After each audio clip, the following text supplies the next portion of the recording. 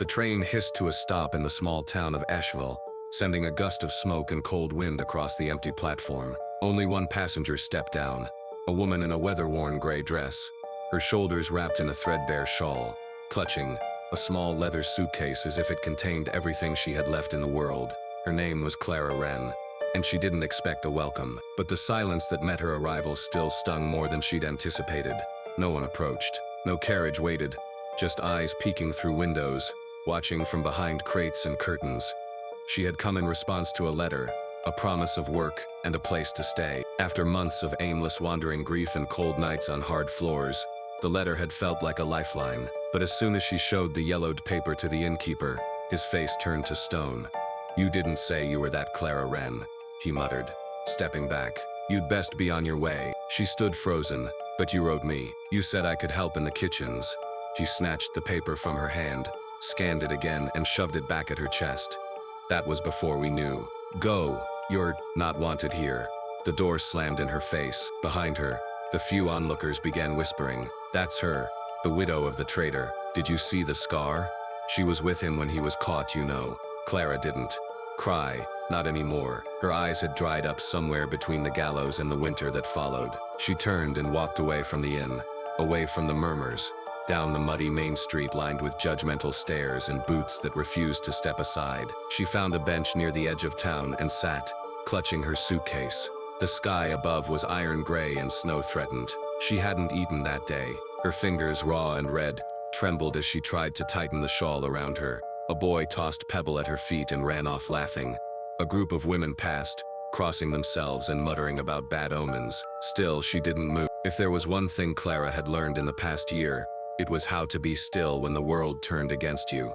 Across the street, leaning against the post outside the saloon, stood a man. Tall, broad-shouldered, dark coat dusted with snow. He watched her with unreadable eyes, arms crossed, face weathered like sun-split stone.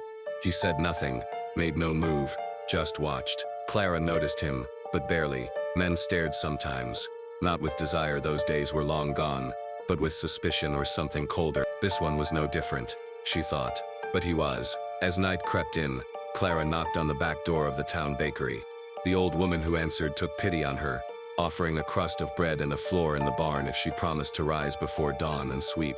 Clara accepted with a nod. She laid her shawl over a pile of hay, curled up against the cold, and closed her eyes. Somewhere far off, a door creaked, boots scraped across wood, a match lit a pipe, and the man across the street, the one who hadn't looked away, was still there, watching the barn until the last candle inside went dark. He said nothing, but he noticed, and that in Asheville meant more than any welcome ever could. By the time the rooster crowed over the brittle fields of Asheville, Clara was already sweeping the frost-dusted porch of the bakery with numb fingers. The old woman, Miss Hattie, handed her a tin cup of lukewarm tea and a piece of yesterday's bread without a word. Pity, perhaps, or maybe just a habit of kindness too old to be unlearned.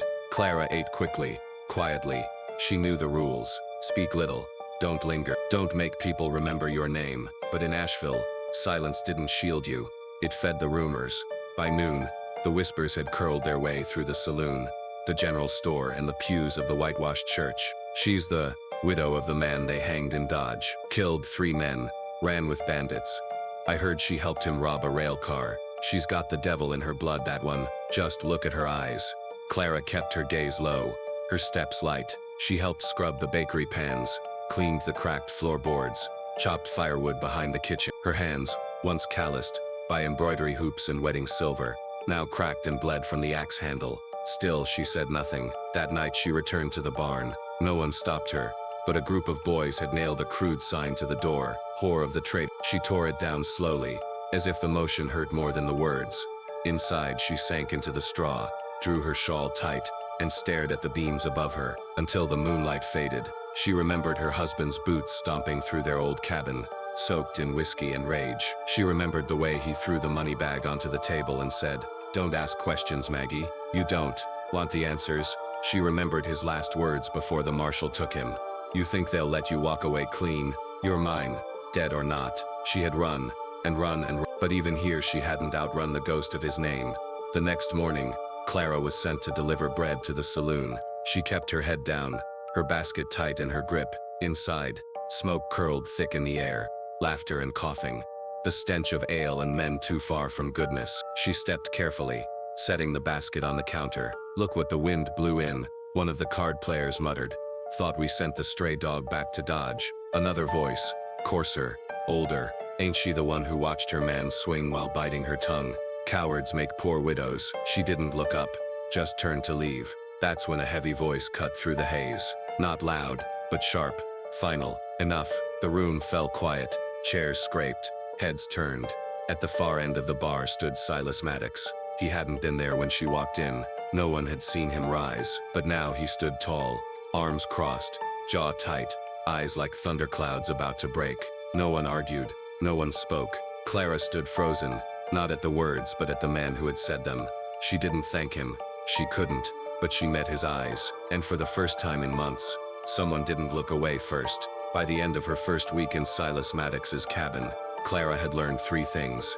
He didn't speak unless necessary. He never left the house without his revolver, and the town feared him more than they feared sin. Silas lived alone on the edge of Asheville, near the ridgeline where trees grew thick and the trail turned dangerous. His cabin was plain but well kept, its walls lined with shelves of worn books and tools, a hammer always within reach. The forge stood just outside where the clang of iron echoed each morning before the sun rose. Clara kept to her tasks, sweeping the cabin, boiling water for his tea, washing the ash from his shirts. She didn't ask questions, he didn't offer explanations, but she noticed things. The way his hands lingered on the brim of his hat before stepping outside, like he was bracing for something. The way he froze whenever someone knocked at the door. The way he flinched, not visibly but subtly, when the church bell rang in town. And most of all, how he watched her when he thought she wasn't looking. Not with lust, not with suspicion, but with something harder to name. One morning as Clara hung laundry behind the cabin, she saw a group of men on horseback riding toward the forge. They wore badges and hard eyes, the sheriff and 2 deputies. She stood still, half hidden behind a line of sheets. The sheriff dismounted and knocked on the forge door. Silas opened it slowly, wiping his hands on a rag, expression blank. "Ward," the sheriff said. "We've had complaints." "About?" Silas asked, voice flat as slate. "About you harboring a woman with a dangerous past." Clara's blood turned to ice. "She has no charges against her," Silas replied calmly. The sheriff shifted his stance. "Still, folks are uneasy. You know how things work here." Silas stepped forward. "They work the way I say they do. You got a problem with that?" The sheriff met his gaze for one breathless second, then looked away. "No trouble meant, just passing along concerns. Consider them received," Silas said and closed the door in his face. The men rode off, but Clara could still feel the tension in the air long after their dust settled. She finished hanging the sheets in silence. When she returned inside, Silas was at the table, sipping tea like nothing had happened. She placed a bowl of stew in front of him. "Thank you," she said softly. He nodded but said nothing. That night, as the wind howled and the fireplace crackled, Clara found herself unable to sleep. She stepped into the main room to find Silas sitting by the window, rifle across his lap, eyes fixed on the darkness outside. "You don't have to keep watch for me," she said. He didn't look at her. "It's not for you." "Then who?" Still no answer. Clara hesitated, then sat across from him, wrapping a blanket around her shoulders. The silence between them stretched, not awkward, familiar, like 2 people who'd long ago run out of things to scream about. After a long while Silas spoke, voice barely audible. "People think I killed a man for looking at my wife the wrong way." Clara looked up, surprised. "They're wrong," he added. "I killed him because he touched her." She didn't ask what happened to the wife. She didn't need to. Instead, she said, "They think I helped my husband run guns across the border, that I knew everything, that I stayed because I wanted to." Silas finally turned to face her. "Did you?" "No," she whispered. "I stayed because I was afraid." They stared at each other across the quiet cabin, the firelight dancing between them. Silas leaned back in his chair, his voice low and steady. "Then maybe we're not who they say we are." For the first time in weeks, Clara allowed herself a fragile smile. Maybe they weren't. Not entirely. The days passed in quiet rhythm. Mornings began with the hiss of steam and the thud of hammer on steel. Silas worked the forge with tireless precision, his brow slick with sweat, his hands black with soot. Clara would rise early, draw water, prepare coffee, and bring him a simple breakfast. He rarely said thank you, but she noticed he always finished every bite. Their conversations were brief, mostly necessities, but each word shared felt deliberate, like they both understood the fragility of peace and were unwilling to shake it. Clara took comfort in the silence. After a year of being questioned, accused, shouted at and spit on. The quiet was a gift. She found tasks to keep her busy, tending to the small garden, repairing curtains, scrubbing soot from the windows. It wasn't glamorous, but it was hers, and no one in town spat at her anymore, because no one dared to walk up the hill to Silas Ward's property. One afternoon, as she folded laundry in the yard, she spotted a deer grazing near the tree line. She stilled. The animal watched her back, calm, curious. A quiet exchange. Then, without sound, it darted away. And when Clara turned, she saw Silas on the porch, watching not the deer but her. "You used to the quiet?" he asked. She nodded. "It's louder in town. Not the noise, the looks." He leaned against the post. "Out here, no one looks, no one judges. They're too scared." "Of you?" she asked. His mouth twitched. "Of the truth." She wanted to ask more. What truth? What had the town buried? And what did Silas know? But she held her tongue. They weren't there yet. Whatever bridge they were building between them, it wasn't strong enough for that weight. That night, it snowed. Clara woke to the creak of floorboards and found Silas already up, stoking the fire. She joined him quietly, handing him a wool blanket she'd stitched back together. He didn't thank her, but he draped it over his shoulders and didn't take it off. Later that day, they shared stew at the small wooden table. Clara hesitated, then asked, "Do you ever think about leaving?" Silas stirred his spoon. "No place else would have me." "That's not true." "It is." He set the spoon down. "I've done things, Clara. Things I won't speak of. This land's the only place that lets me live without asking questions."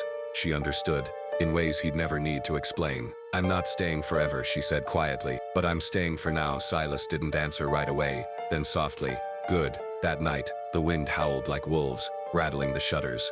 Clara sat by the fire, a book open. On her lap she didn't read. She listened to the way Silas moved in the next room, to the sound of wood creaking under his boots, to the silence between each of his steps. And then, the sound of something small, a drawer opening, a breath held. The next morning when she swept the cabin, she found it under the table, a torn scrap of paper. She picked it up carefully. It was part of a wanted poster, a familiar face, her husband's. The name below it was smeared with water, but the bounty mark was clear. Someone had once been paid to bring him down. She stared at the torn edges. Why had Silas kept it?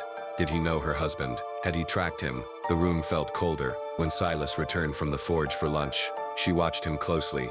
He didn't mention the missing poster, didn't look at her the same, but she noticed the way his shoulders stiffened when she stepped closer. He was hiding something, and now she was too. A deal between outcasts, she reminded herself, built on silence, on pain, on secret. And for the first time since arriving, she felt a ripple of doubt. Not about Silas, but about how much she didn't yet know. The cold arrived hard and fast that week. Snow blanketed the ridgeline in a single night, muting the world beneath a layer of silence. Smoke curled from the chimney of Silas's cabin, rising into the gray sky like a ribbon of warmth in a world turned to frost. Clara wrapped her fingers around a clay mug as she stood by the window, watching flakes fall. The tea inside had long gone cold, but she held it like it mattered. Behind her, Silas was sharpening a blade, slow and methodical. The scrape of metal against stone filled the cabin, steady as a heartbeat. Neither had spoken of the torn wanted poster. Neither had to. That afternoon, Clara ventured into town to trade eggs for flour. Heads turned as she walked past, but the usual murmurs had quieted. People might not like her, but now they feared the man she lived with more than you. They feared her. Inside the general store, Mrs. Lyle offered her a tight-lipped smile. "Surprised to see you back down here." "I needed flour," Clara said simply. "I think someone like Mr. Ward could send someone on his behalf." Clara met her eyes. "He didn't send me. I go where I choose." Mrs. Lyle blinked, then turned away. Clara smiled, not out of malice, but out of something like pride. She'd forgotten what it felt like to stand tall.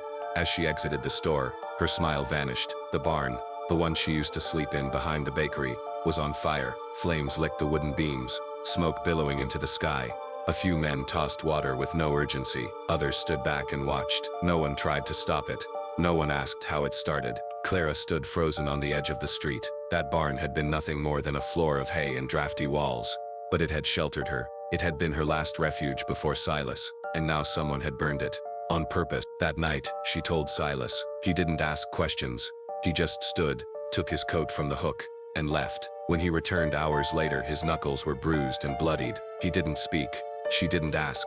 Instead, she bandaged his hands while the fire crackled behind. It was the first time she touched him with more than passing necessity.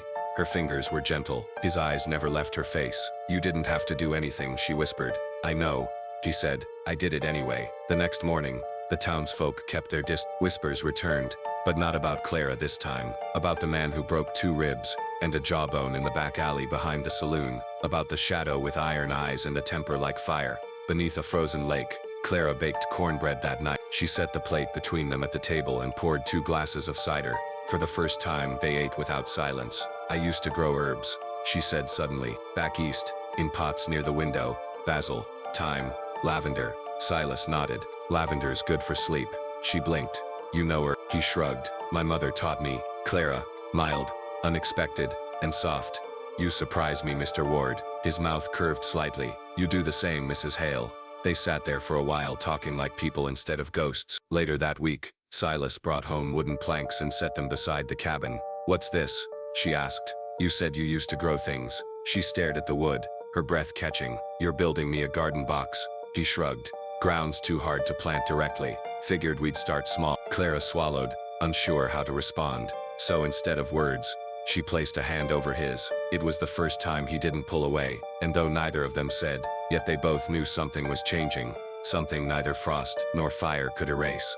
Spring came slowly to Ridgefall. The snow melted in reluctant patches, revealing muddy earth and brittle grass. The wind still bit at the skin, but the sun stayed out longer, and the air no longer smelled of iron and frost, but of pine, damp soil and smoke curling from cabin chimney. Clara's herb garden began to take shape beside Silas's forge. The wooden box he built stood firm, and inside, tiny green shoots had begun to sprout. Lavender, thyme, rosemary. It wasn't much, but it was her. One morning, while sweeping the cabin porch, Clara noticed the old saddlebag hanging from a rusty nail beside the door. She had seen it before, but never paid much attention.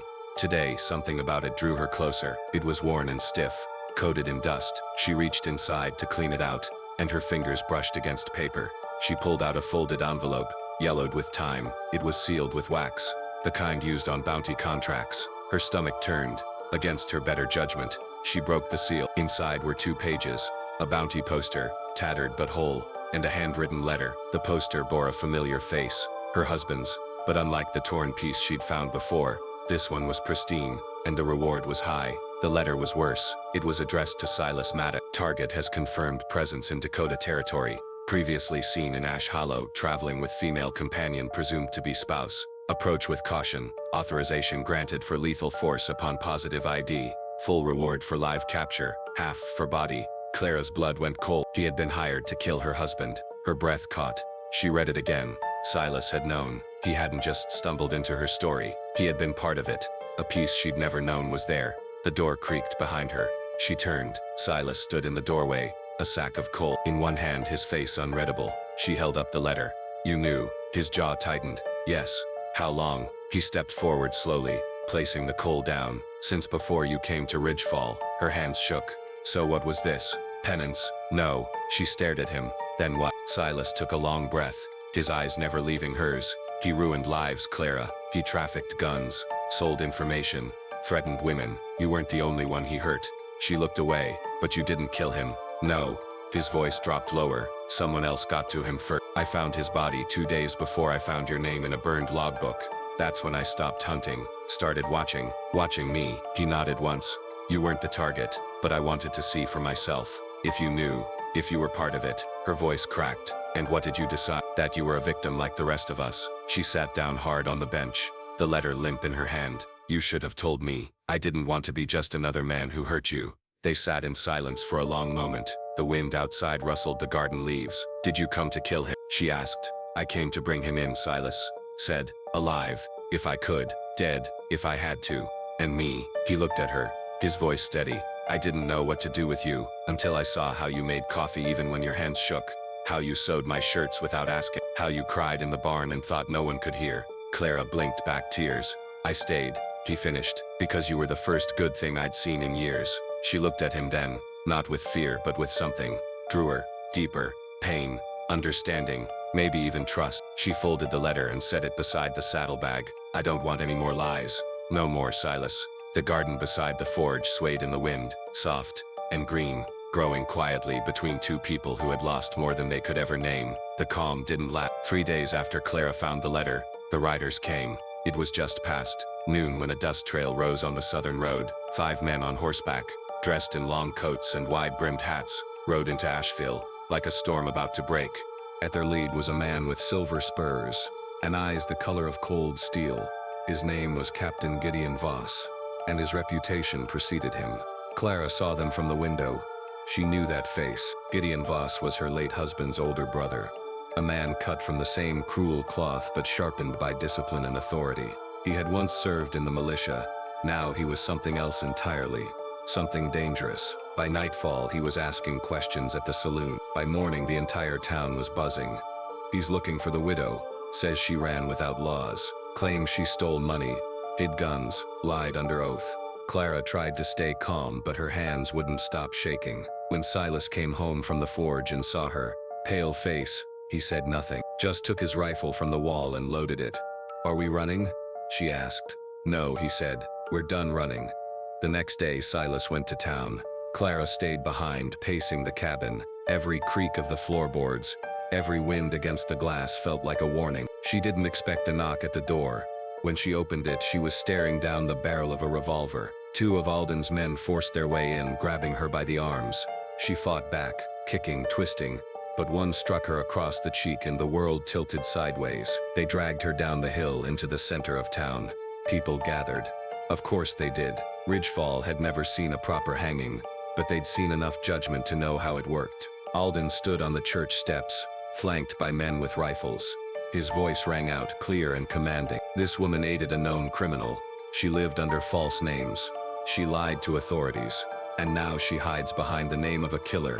The crowd murmured. Clara, blood trailing from her lip, was forced to her knees in front of the pulpit. Alden stepped down, crouching beside her. "Did you think you could disappear into the arms of a ghost?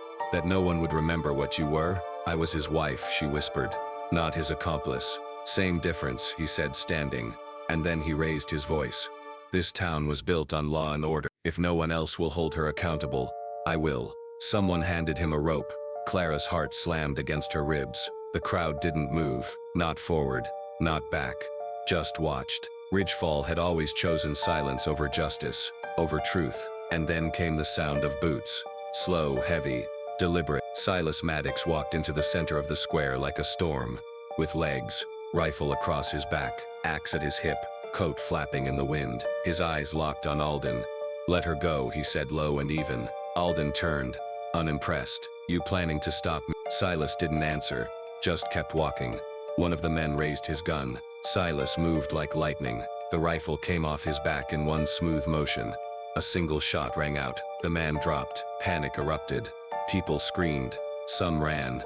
Others froze. But Silas didn't hesitate. He aimed again, this time at Alden. "I don't want to kill you," Silas said. "But you will," Alden asked. "If I have to."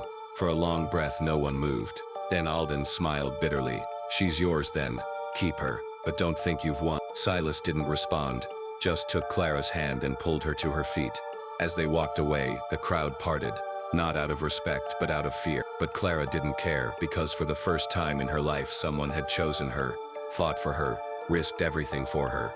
And she wasn't going to waste it. The cabin felt different after that day, quieter, heavier. Clara sat by the hearth that evening, arms wrapped around her knees, watching the fire flicker in the grate. Her cheek was bruised, lips split. But it wasn't the pain that kept her quiet. It was the memory of Silas walking into that square with death in his eyes, of the way his finger curled on the trigger without a tremor. He hadn't hesitated. He'd killed a man in broad daylight for her. Outside, the wind howled through the pine. Inside, Silas sat sharpening a blade at the table, the same way he had on the day they first spoke. Clara finally broke the silence. "Was he your first?" He didn't look up. "No." "Did you know him?" "No." She swallowed. "Then why?" Silas paused. The scraping stopped. He set the knife down gently and looked at her. "Because he laid hands on you." It was said so simply, so plainly, like stating the weather. "And because no one else was going to stop it," he added. "So I did." Clara felt the sting of tears but blinked them back. She didn't cry easily anymore. It had taken too much to dry her out. But this was something else. "You could have let them take me," she whispered. "I could have," he agreed. "Didn't want to." She stood slowly and crossed the room. Her fingers brushed the edge of the table. "What happens now?" "They'll come back," Silas said. "Alden, or someone worse, he won't forget." She nodded. "So we run?" "I don't run," he said. She met his gaze. Then I won't either. He looked at her for a long time, then he rose. Clara's breath caught as he stepped closer. His hands, calloused and warm, lifted gently to her face. He touched the bruised skin with reverence, as if her hurt was something sacred. I'm not good at this, he said quietly. At what? Letting people stay. Clara's voice trembled. I'm not good at staying. People always find a reason to send me away. Not me, Silas. I already saw the worst in you. She laughed softly. That's comforting. It should be, because I stayed. He leaned down and pressed his forehead to hers. They stood there, two survivors made of splinters and flame, neither whole but both standing. Clara closed her eyes. When his lips touched hers, it wasn't soft or tentative.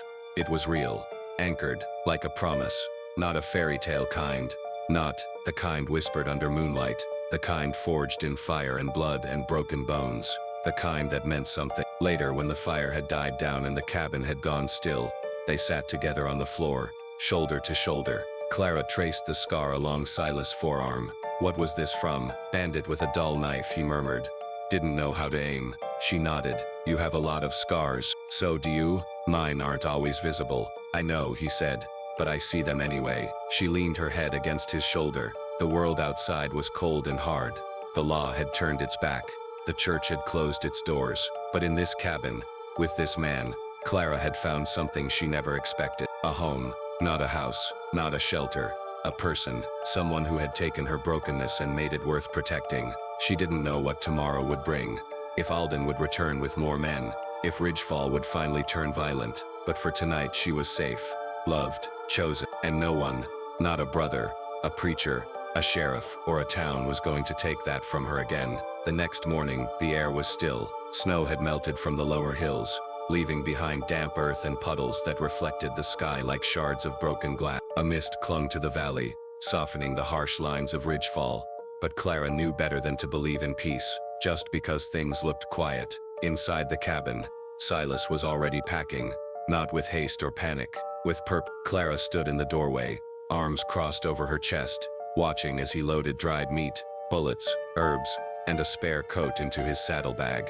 We're not staying, she said. It wasn't a question. Silas nodded. Alden will come back, or someone worse. I don't want this place to be the hill we die on. Clara glanced around the small home, the walls she'd scrubbed, the shelf where she'd placed her first tin of lavender, the chair where she'd seen Silas sleep more often than in his own bed. It's strange, she said softly, how quickly something becomes yours. He looked at her, his eyes softer than usual. We'll build another, she smiled, though it hurt. Promise? I don't make promises, Silas said, then added, but I keep the ones I don't say. They rode out just after noon, cutting through the pine woods along a trail Silas knew from his bounty days. It wound through ravines and across rivers swollen with melted snow. By dusk, they reached a clearing high in the hills, miles beyond where any Ridgefall deputy would dare follow. There stood a second cabin, hidden, smaller, but sturdy. Built years ago, Silas said, as a place to disappear if the world ever turned too loud. They unpacked in silence. That night, Clara lit a fire while Silas repaired the lock on the front door. The place smelled of cedar and dust, but the roof didn't leak, and the stove worked. They sat on the floor with their backs against the wall, sharing a blanket, watching flames. Dense, Clara leaned into him. Thank you for taking me with you. Silas's arms settled around her shoulders. You didn't leave me much choice, she smiled. Good. Outside, wolves howled in the distance. Somewhere below, the lights of Ridgefall blinked faintly through the trees. Distant, fading, a life they'd outlived. Do you miss it? Clara asked. No, not even the forge? He hesitated. Maybe, but the work was never what mattered. Then what did? He turned to look at her fully. Waking up with you in the next room. She stared at him, heart fluttering against her ribs, like a bird testing new wings. Say that again. I'm not a man who repeats himself, Silas muttered, but she knew what he meant. Later, after the fire burned low and the wind died, down Clara lay beside him on a straw-filled mattress, watching his chest rise and fall. The moonlight through the window caught the silver in his hair, the curve of his jaw, the scar above his brow. She reached for his hand beneath the blankets. I used to think I was cursed, she whispered, that anyone who tried to love me would suffer for it. You're not cursed, he said, his voice rough with sleep. You're just stronger than they could handle. She pressed her forehead to his arm. Do you really believe that? He didn't answer, but his hand closed around hers firm and steady, and that was enough. They didn't talk about the future. Not that night. Not yet. But it lingered between them. Like the scent of wood smoke on a wool coat. Something you carried with you. Whether you meant to or not, in the morning they would begin again. Not because they had no past, but because they had survived it together. Weeks passed. Spring stretched its arms across the mountains, painting the hillsides with wildflowers and thawing rivers swollen from snowmelt. The trees near the ridge bloomed in soft greens and whites, and the air smelled of pine and fresh soil. Clara had never known a season could feel like forgiveness. She planted new herbs beside the cabin, lavender again, rosemary, because it reminded her of home, and a single rosebush, wild and stubborn, at the edge of the fence line. Silas built her a bench beneath it. He didn't say why. He never had to. Their days settled into something steady. Silas hunted in the early mornings, fixed broken planks on the walls, whittled tools and handles in the late afternoons. Clara cleaned, cooked, read. She wrote letters even if she never sent them. One to her younger sister, one to a mother long past, one to herself. Sometimes she left them beneath the rosebush. Other times she burned them. No one from Asheville came looking. Perhaps the sheriff had grown tired. Perhaps Alden had moved on. Or perhaps Silas's message had been loud enough to echo. Whatever the reason, they were left alone.